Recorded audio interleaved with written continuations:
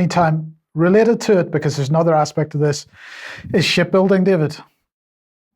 Yeah, so we have a video which I'll kind of narrate over the top of here, because this is HMS Cardiff coming out of the fabrication shed at Govan on the Clyde, or rather the front half of it is being taken out of the fabrication shed here and parked ready for joining to its rear half. And so it's interesting if you do that to a car, that's an insurance write-off, isn't it? If you try to chop it, cut and shut. Yeah. Well, this is true, but there is a strange balletic quality about watching these time-lapse photographs. There's these enormous pieces of ship fabrication are glided about with a little man with a controller that looks like he's playing on a PlayStation. And he's controlling all of this steerable multi-wheel lifting apparatus. And you see the two halves of the ship coming very close together and closer and closer as they're going to join them before it's launched. And they continue this, and right up to the point where you get to the really tricky bit, which is the last 6 inches, of course, where you've got to make sure everything absolutely aligns. And then they stop the video, but we'll trust them that it all went well. And there is now soon to be a whole ship replacing the two halves of ships making HMS Cardiff. And that's the latest Type 26 frigate. So this prompted me to delve into, to try and improve my understanding of just what the Navy is and what it's for. We're building all these frigates. Why are we building them? So the UK Defence Journal here quotes James Heapy of the Under-Secretary of State for Defence.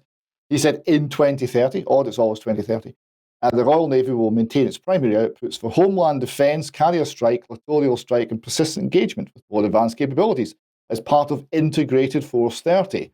Okay, so I went to remind myself what Integrated Force 30 was. And when it comes to the Navy, here's a list of all the projects they're going to work on. Now, remember, the Navy at the moment is about 33,000 personnel. It's got, in theory, 70 ships, but a lot of those are small, and one of them is HMS Victory. And 83 if you include the Royal Fleet Auxiliaries. But the main ships are 2 Queen Elizabeth class aircraft carriers, one of which is serviceable, 2 Albion class assault ships, 6 Type 45s, I'm not sure how many of those are serviceable, and 11 Type 23 frigates. So those, plus 6 subs and 4 ballistic missile subs. So that's the core of the Navy. And you see here all the range of projects they're working on as part of Integrated Force 30. Type 31 frigates, upgrades to torpedoes, new mine hunting capability, the development of the Type 32 frigate for territorial waters, defence, etc. And then carrying on, we've got Future Commando, multi-role support ships. There are a lot of projects that are engaged in the Ministry of Defence are showing the detail of just what that is. But that's obviously not, that doesn't get to the why. So I was digging for the why. So if you go back a couple of years, March 2021, we have a UK government publication, Global Britain in a Competitive Age. So this is the kind of core policy document. Now, they go on and describe the Integrated Defence Review that came from this, and somewhat concerningly, the core idea here is the Prime Minister's, that was Boris Johnson's vision for the UK in 2030. So all of this is basically Boris Johnson's vision, we're being told. It describes the government's assessment of the major trends that will shape national security. Well, you absolutely should be doing this. And their strategic framework, and they absolutely should have one of those. But what exactly is it? Well, they're talking about, first, an overriding priority is to protect and promote the interests of the British people. Now, I would argue, if you look at, for example, the migrant crisis and the economic policies they're following, and COVID, they've not done that, but still, that's what they're saying. So they're talking about the concentrations on sovereignty, which they define as the ability of the British people to elect their political representatives democratically. I thought that was an interesting definition of sovereignty, rather puts the politicians at the top of it. Security, building societal resistance as echoes of hybrid warfare, and prosperity, which they define as high level of economic and social well-being. So notice how the definition of prosperity has been moved there as well. Now, moving on with this, they say attaining our objectives under the strategic framework will involve some significant shifts in policy. So there are movements here. Shaping the international order of the future. So that's what the ships are for. The ships are for shaping the international order of the future. We will move from defending the status quo within the post-Cold War international system to dynamically shaping the post-COVID order. Post-COVID? This is odd language, extending in the future frontiers of cyberspace and space and protecting democratic values. So again, this constant harping on of democracy is the value that we all share. This is the defining thing, we're being told. Europe's at the heart of it. Climate is at the heart of it, of course. We will lead efforts to reset the world's relationship with nature. Reset, interesting word. And what else is at the part of it? Well, the Indo-Pacific. We will pursue deeper engagement in the Indo-Pacific to support shared prosperity, regional stability with stronger diplomatic and trading ties, etc. And they list Vietnam, Indonesia, Malaysia, Thailand, Singapore, Philippines, South Korea. We will seek closer relations to existing institutions such as ASEAN and seek accession to CPTPP. So this agreement that you've described, maybe it doesn't have a huge economic impact, although that's strange because you think it should do, but it certainly is geopolitical.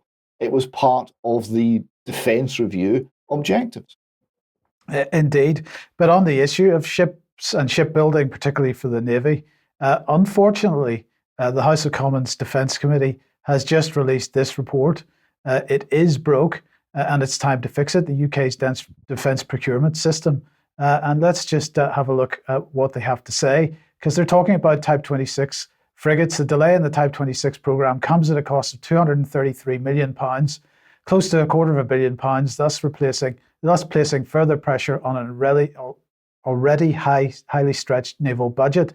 Okay, so that's what they're saying. So if you put that into context of that's how much the overrun is right now, as opposed to £1.8 billion from CPTPP over 15 years, well, maybe we're not making a profit there. But anyway, let's just remind ourselves just literally a few seconds of what we showed you from Rishi Sunak at the NATO summit on Friday's programme. Just remind ourselves of this. And the Royal Navy, including our 2 aircraft carriers, providing around a quarter of NATO's maritime capability. So, David, he was absolutely banging on about 2 aircraft carriers when, as the point I made on Friday was, well, that's 1 aircraft carrier because the other one is in dry dock and it's currently being harvested for parts for the one that's actually still afloat.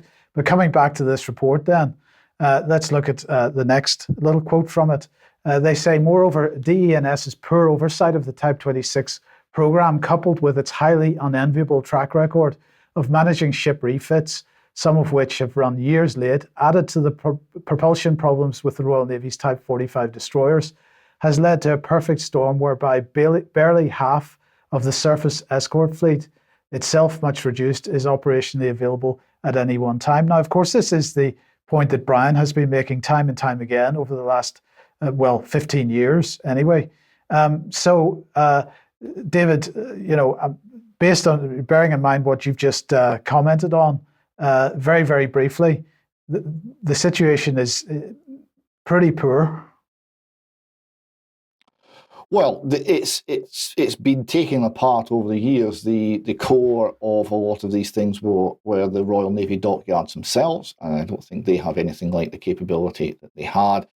We're only using private contractors, and those have had too many design changes, too many stops and starts.